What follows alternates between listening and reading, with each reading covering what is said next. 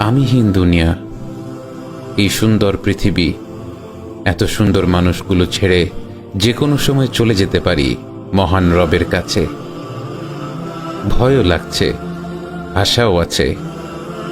মরীচিকা পৃথিবী, মিছে সব মায়া। কেউ কাউকে মনে রাখে না, মনে রাখে ততক্ষণ যতক্ষণ প্রয়োজন। কবরে রেখে আসার পর সবাই ধীরে ধীরে ভুলে যায়। মাঝে মাঝে নিজেকে কবরে কল্পনা করে আমিহীন বাইরের দুনিয়াটা কল্পনা করি। দেখি সবই ঠিকঠাক চলছে, আমার জন্য কিছুই থেমে নেই। অফিসের আমার চেয়ারটাও খালি নেই, খালি নেই বাসার বিছানাটা, খালি নেই যাদের মনে যতটুকু ছিলাম সেই জায়গাগুলো। সব দখল হয়ে গেছে।